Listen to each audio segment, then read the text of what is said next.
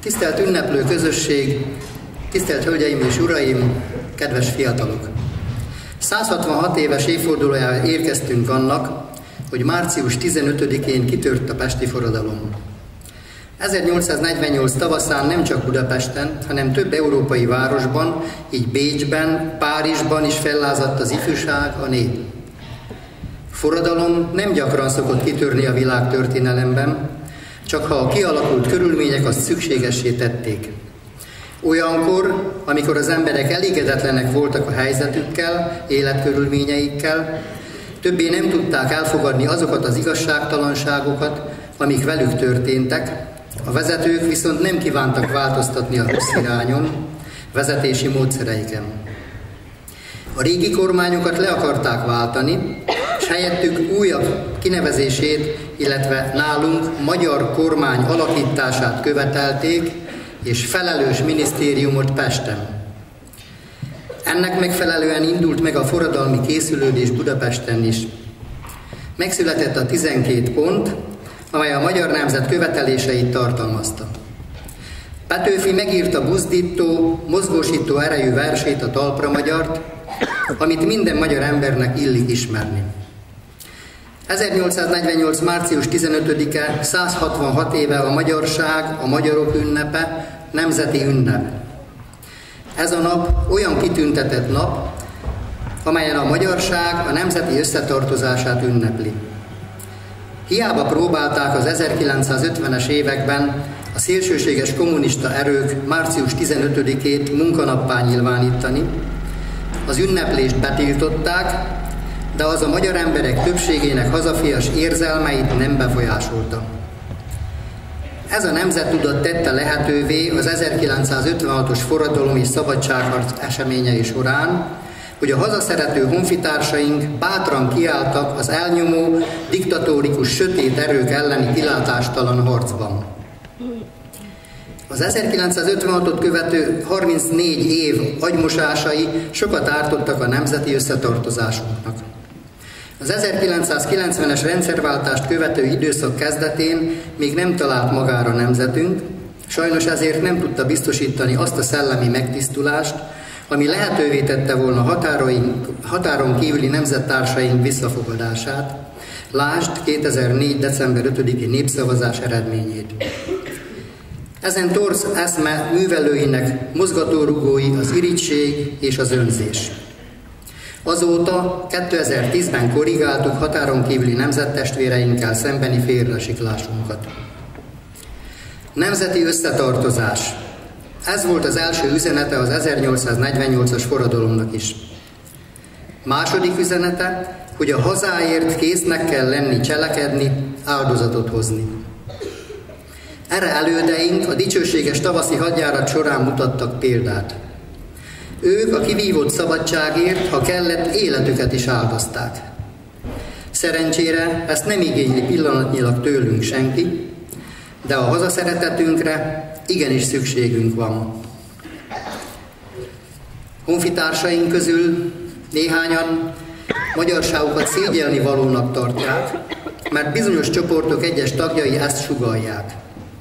Ezzel szemben az a helyes magatartás, ha büszkék vagyunk magyarságunkra, büszkék vagyunk elődeinkre, nagyjainkra. Természetesen ez a büszkeség nem szabad, hogy más nemzetek tagjainak lenézésében, fenhéjázásban nyilvánuljon meg, de mi sem vagyunk alávalóbbak bármely nemzetnél. A tiszteletben, szeretetben való együttélés jellemezte nemzetünket az 1848-49-es forradalom és szabadságharc idején is. Együtt egy célért tudott harcolni lengyel, német, zsidó, magyar, román, cigány, osztrák, szlovák, szerb. A fontos mindig az, hogy a cél legyen nemes. Abban az időben ez a cél a szabadság, egyenlőség, testvériség volt. Ma a mi feladatunk továbbra is az, hogy szeressük hazánkat, tisztességben éljünk, dolgozzunk, és olyan embereket bízzunk meg az ország vezetésével és nemzetközi képviseletével, akik mind felkészültségben, mind erkölcsiekben alkalmasak feladatuk elvégzésére.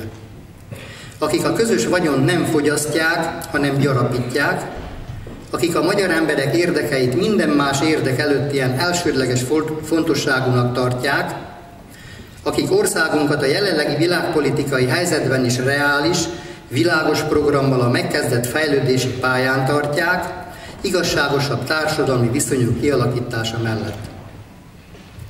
Alapjában a batthyáni kormány elképzelései is hasonlók voltak, tömören fogalmazva a magyar nemzet felemelkedésének programját tűzték ki célul. Elképzelésük a szabadságharc bukása miatt nem valósulhatott meg, de hősiességükkel örökre beírták magukat a magyar és világtörténelembe. 166 évvel később, a 21. század elején is büszkén emlegethetjük az 1848-as forradalom ifjú szervezőit, Petőfi Sándort, Vasvári Pált, Irinyi Józsefet, Jókai Mort, mint legismertebbeket, épp úgy, mint az ismert és ismeretlen hősöket, akik, ha kellett, az életük árán is védték a szabadságot és hőn szeretett hazájukat. Csak maximális tisztelettel gondolhatunk az első magyar felelős kormány miniszterelnökére, gróf Batthyáni Lajosra, valamint a letartóztatott hadvezetés kivégzett tagjaira, a 13 aradi vértanúra. Ők hazaszeretetből, tisztességből, nemzeti tudatból kitűnőre vizsgáztak. Van kiktől példát vennünk, van kiktől tanulnunk. Örökké tisztelettel gondoljunk rájuk. Éljen a magyar szabadság, éljen a haza. Köszönöm, hogy meghallgattak. Fogadják szeretettel március 15-i műsorunkat, melyek Arany János, Csorba Piroska, Kossuth Lajos, Petőfi Sándor, Simon István, Vörös Marti Mihály műveiből és népdalok szövegeiből állítottunk össze.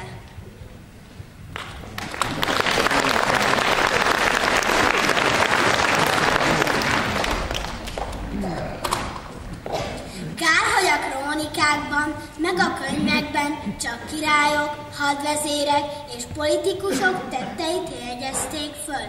Azt nem, mit csinált az én déd ükész szépapám, és így tovább hátra az időben. Sajnos mi visszafelé se voltunk híresek, sehol egy Tóth nevű uralkodó vagy vezér. Amikor a márciusi forradalmat tanultuk, elgondolkodtam, hogy a szépnőmamám is ott állt a Nemzeti Múzeum előtti téren egy esernyő alatt. Miért ne lehetett volna így? Talán éppen tojást vitt a piacra eladni, és megállt a tömegben, mert meghallotta, hogy egy fiatal férfi a lépcsőkön beszélni kezd. Talán a szépnőmamám meg is feledkezett róla, hogy a József napi vására indult, és együtt mondta a tömeggel: esküszünk, esküszünk, hogy rabok tovább nem leszünk. Ilyenkor úgy érzem, közöm van a történelemhez.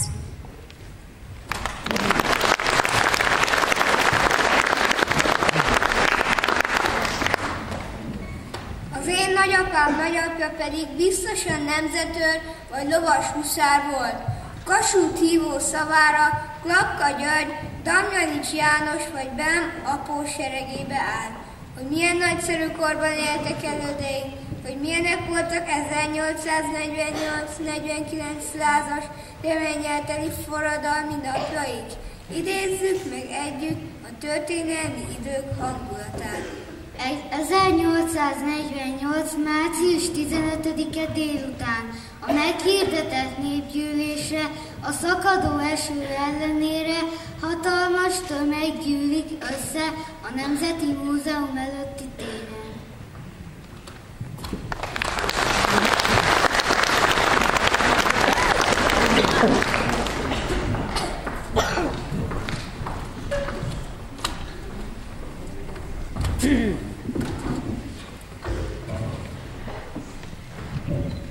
Polgártársak, február 23-án Párizsban 100 000 ember kelt fel gyűlölt király Lajos Fülöp serege ellen. Február 26-án kikiáltották a köztársaságot. Párizsban győzött a forradalom. Vége a zsarnokságnak. Most Európa minden elnyomott népe harcba indult a szabadságért. Vesszen a zsarnokság, most kell megragadni az alkalmat, most szétverhetjük a láncokat, amelyeket Bécs rakott a nemzetre. Tegnap előtt Bécsben is kitört a forradalom. A királyi palota előtt követelte a nép. Vesszen a zsarnok! Minden pillanatban trónok roskadnak, hulló csillagokként hullnak a porba, a magasból a világ fejedelmei, és most megszólalt nálunk is a nép szava. Forradalmunk első eredménye a szabad sajtó. Nincs többé cenzúra. A délelőtt folyamán lefoglaltuk Landerer nyomdáját. Íme a szabad magyar sajtó első termékei, a nemzeti dal és a tizegrépmód. Hol van Petőfi? Szólj el a nemzeti dalt! Talpra magyar! Híja haza! Itt az idő most vagy soha? Rabok legyünk vagy szabadok? Ez a kérdés választható! A magyarok istenére esküszünk, esküszünk, hogy rabok tovább nem leszünk. Rabok voltunk mostanáig, kárhozottak ősapáink, kik szabadon éltek, haltak, szolgaföldben nem nyughatnak. A magyarok istenére esküszünk, esküszünk, hogy rabok tovább nem leszünk. Sehonnai bitang ember, ki most a kell, halni nem mer, kinek drágább rond élete, mint a haza becsülete. A magyarok istenére esküszünk, esküszünk, hogy rabok tovább nem leszünk. Fényesebb balásznál a kard, jobban ékesíti a kard, és mi mégis láncot hordunk, ide veled, régi kardunk. A magyarok istenére esküszünk, esküszünk, hogy rabok tovább nem leszünk. A magyar név megint szép lesz, méltó régi nagy híréhez, mint rákentek a századok, lemossuk a gyalázatot. A magyarok istenére esküszünk, esküszünk, hogy rabok tovább nem leszünk. Hol sírjaink domborulnak, unokáink leborulnak, és áldó imádság mellett mondják el szent neveinket. A magyarok istenére esküszünk, esküszünk, hogy rabok tovább nem leszünk.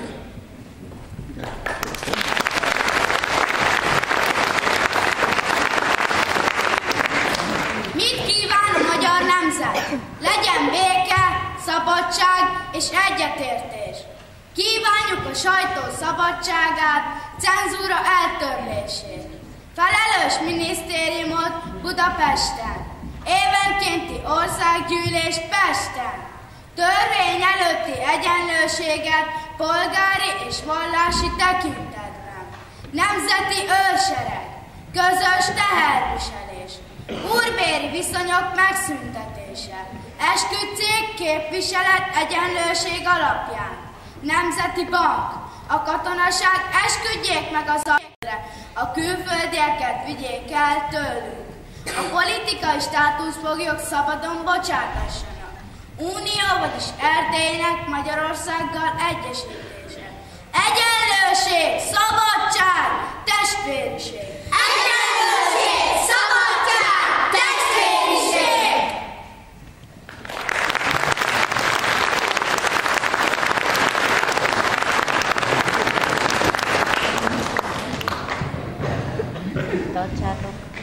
Tartsátok tiszteletben a rabot, melyen a népszava megszólal. Március 15-e van. Írjátok fel szívetekbe, és soha el ne felejtsétek. Az eszme magában semmit sem ér, cselekednünk kell. Menjünk a városházára, fogadtassuk el a városi tanácssal követeléseinket. Így van, írják alá a városatyák a 12 ponton. Menjünk a polgármesterhez! Induljunk!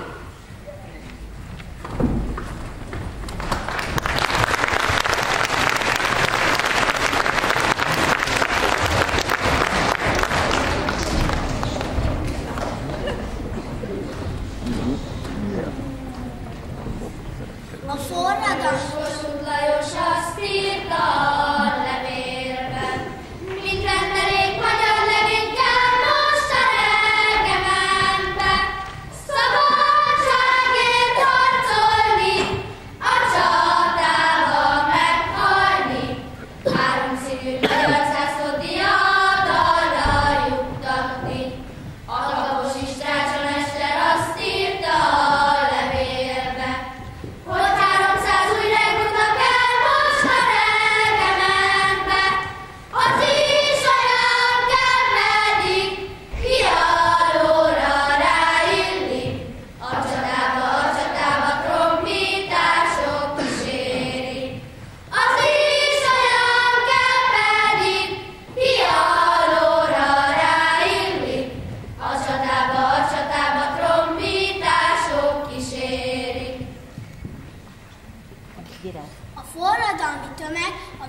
Tanácsháza után a helytartó tanácshoz indult Budára. A nagy méltóságú helytartó tanács sápadt vala, és reszketni méltóztatott, és 5 percnyi tanácskozás után mindenbe beleegyezett. Katonaságnak kiadatott a tétlenség iránti rendelet, a cenzúra eltöröltetett, Táncsics börtönajtója megnyílt. Írta Petőfi naplójában, megörökítve a győzelem nagyszerű pillanatait. A forradalom dicső napjait azonban nehezebb idők követték. A kivívott eredményeket a bécsi udvar támadásától kellett megvédeni.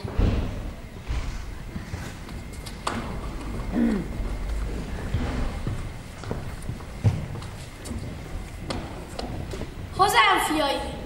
Mondhatatlanul fontos az óra, melyben hozzátok szólok. Talán éppen ebben az órában ütköznek vitéz seregeink az áruló csordáival. Ki tudja, mit hozzánk ez óra? Győzelmet-e, vagy veszteséget, de győzzünk bár, vagy veszítsünk. Én Szeged népére minden esetben számolok. A népre minden esetben szükségünk lesz, ha győzünk, hogy a győzelem gyümölcseit learassa, ha veszítünk, hogy a veszteséget győzelemmé változtassa. Én esküszöm a mindenható Isten, ki védi az igazságot, és a hitszegő árulót megbünteti, esküszöm, hogy hazánkat védeni fogom, hogy karamat felemeltem. Esküszöm, hogy hazánk szabadságából és hajószállít utolsó csepp véremig elraboltatni nem engedek. Esküszöm, hogy hazánkat védeni fogom, hogy karamat felemeltem. A magyarok Istene úgy segéljen, és áldjon meg engem.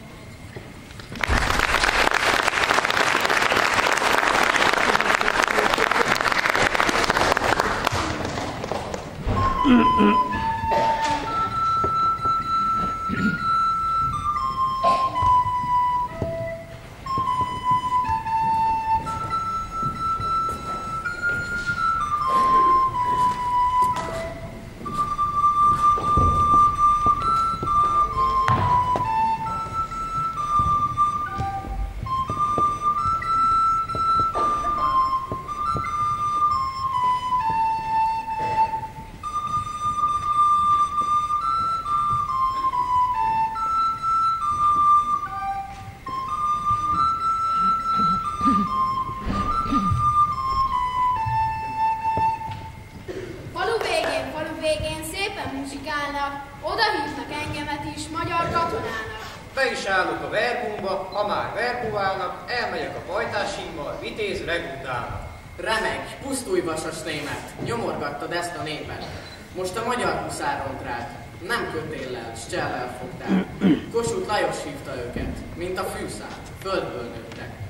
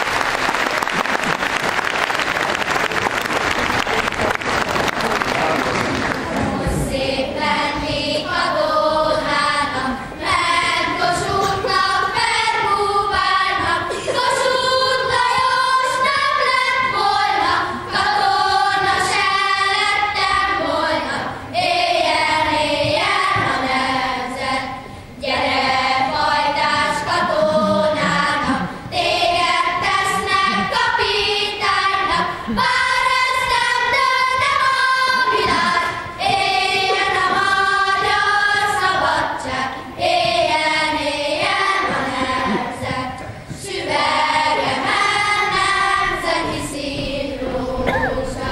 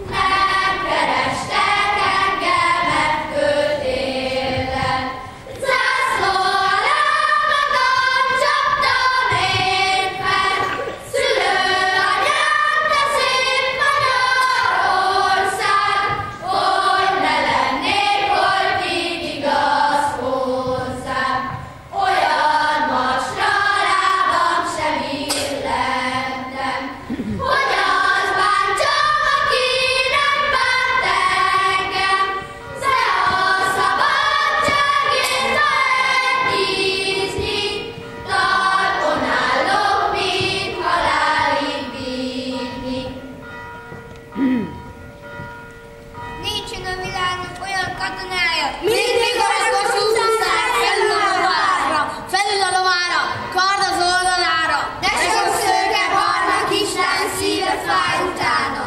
Édesanyám, lelkem, ne sürössön engem. Magyar földért, szép hazámért folyik piros vérem. A szép szabadságért, meg egy barna lányért, Három színű magyar zászló oltalmazásáért.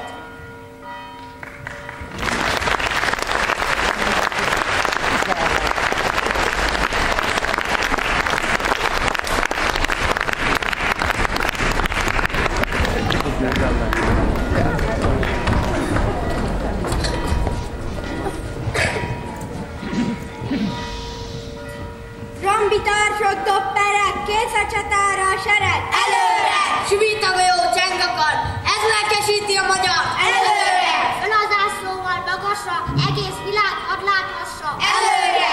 Ott lássák és hadd olvassák, rajta szóval szabadság. Előre! Aki magyar, aki vitéz, az ellenséggel szembenéz. Előre! Mindjárt vitéz Mihály magyar ő, s az Isten egyet akar. Előre! Ha nem hull a két kezünk is, ha mindnyájan itt veszünk is, előre! Hogyha ember veszni nosza, mi vesszünk el le a haza, előre!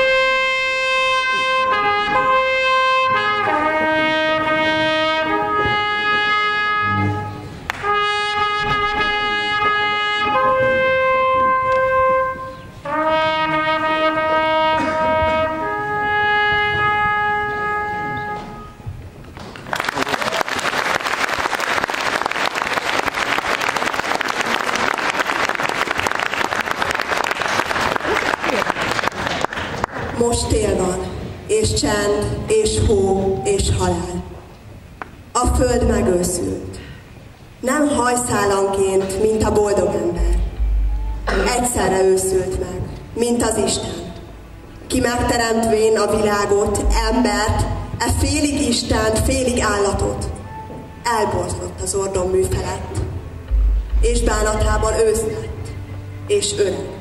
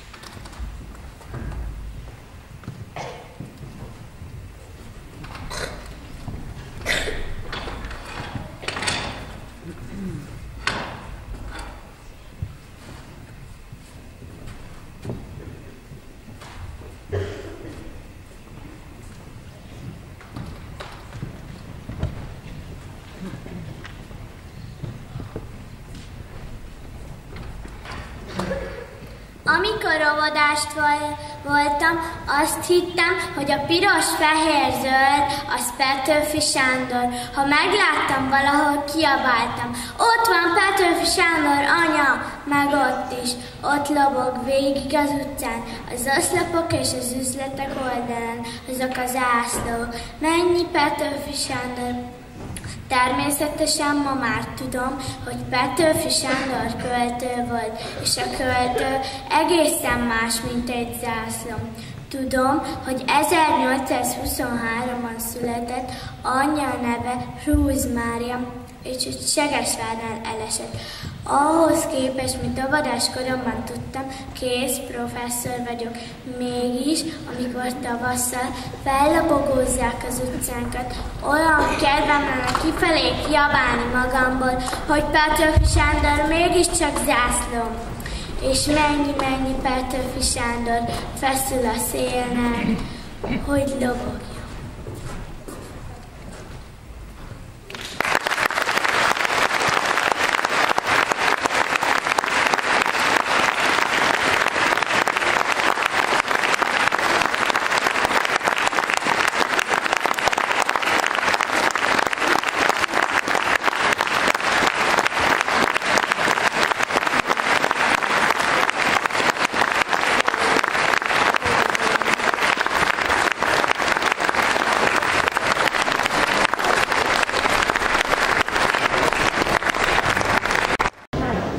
Attila kórus ünnepi műsora következik, melyet rendezvényünk alkalmából állítottak össze. Fogadják őket szeretettel. Kórusvezető Tamás Zoltánné.